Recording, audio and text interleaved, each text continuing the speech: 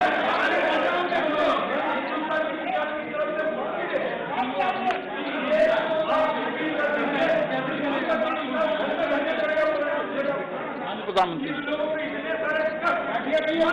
माननीय अध्यक्ष जी, ये हो हल्ला, ये आवाज, ये रुकावटें डालने का प्रयास एक सोची समझी रणनीति के तहत है।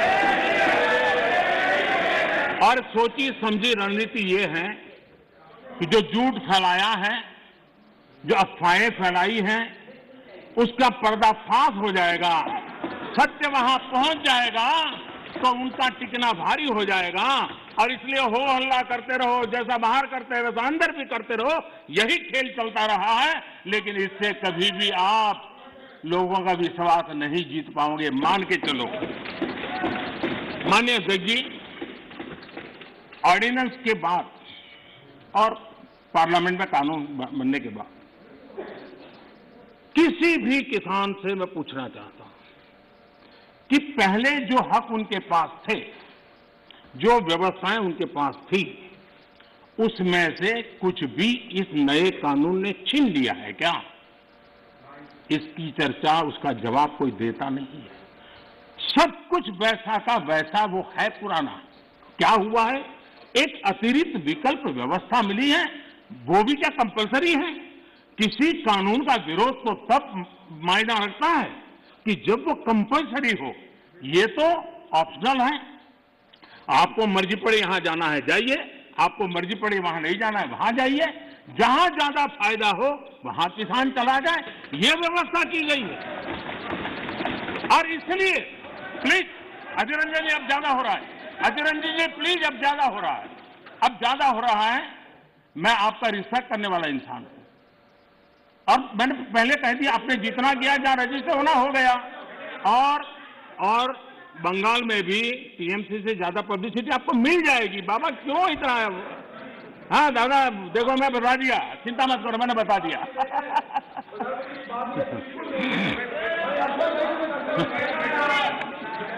अधीर रंजन जी प्लीज, अधीर रंजन जी, अच्छा नहीं लगता है। मैं इतना आदर करता हूं, आप आज ऐसा क्यों कर रहे हैं? आप ऐसा क्यों नहीं कर रहे? अरे भाई, हद से ज्यादा क्यों कर रहे हैं आप? Please Adhir Ranjan ji, please. माननीय सदस्य दादा प्लीज। ये नए कानून अध्यक्ष जी किसी भी के लिए बंधन करता नहीं है। ऐसे कानून है, उनके लिए ऑप्शन है, और जहां ऑप्शन है वहां विरोध के लिए कोई कारण ही नहीं बनता। हाँ, ऐसा कोई कानून जो ऐसे थोप दिया हो, उसके लिए विरोध का कारण बनता है। और इसलिए मैं कहता हूं लोगों को, और मैं देख रहा हूं आंदोलन का एक नया तरीका है। क्या तरीका है? आंदोलनकारी जो होते हैं वो ऐसे तरीके नहीं अपनाते। आंदोलन जीवी होते हैं वो ऐसे तरीके अपनाते हैं, और वो कहते हैं ऐसा हुआ तो ऐसा होगा, ऐसा होगा तो ऐसा होगा, ऐसा होगा तो ऐसा होगा। अरे भाई, जो कुछ हुआ ही नहीं, जो होना नहीं है, उसका भय पैदा कर करके, और पिछले कई सालों से लगातार सुप्रीम कोर्ट का एक जजमेंट आ जाए, कोई निर्णय नहीं हुआ है, और एकदम से तूफान खड़ा कर दिया जाए, आग लगा दी जाए देश में। ये जो तौर तरीके हैं, उन तौर तरीके जो भी लोकतंत्र में विश्वास करते हैं, जो भी अहिंसा में विश्वास करते हैं, उन सबके लिए चिंता का विषय होना चाहिए। ये सरकार की चिंता का नहीं, देश की चिंता का विषय होना चाहिए।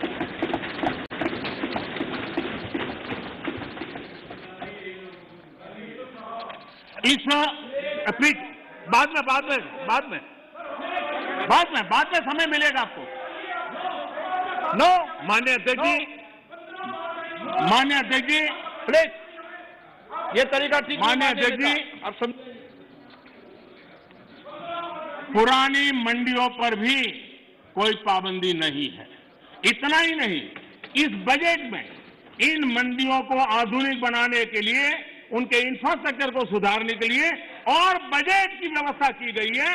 और उस बजट के माध्यम से माननीय अध्यक्ष जी, ये जो हमारे निर्णय है वो सर्वजन हिताय, सर्वजन सुखाय की भावना के साथ लिए गए। माननीय अध्यक्ष जी, क्या करते हैं आप? सीनियर व्यक्ति हैं, प्लीज।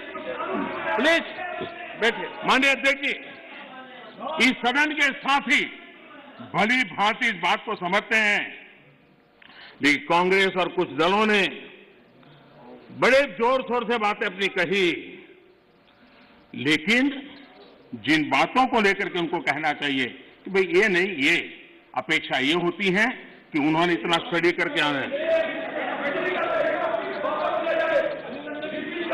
इतना ही नहीं, जो लोग ये कहते हैं, हाँ, वेळ संध्याकाळी 7ची। देश महाराष्ट्राची महत्वाची खबरबात जाणून घ्यायची। देश आणि महाराष्ट्राच्या मोठ्या बातम्यांचं बुलेटिन देश महाराष्ट्र रोज संध्याकाळी 7 वाजता। TV9 मराठी, काळजी तुमची, हित महाराष्ट्राचं।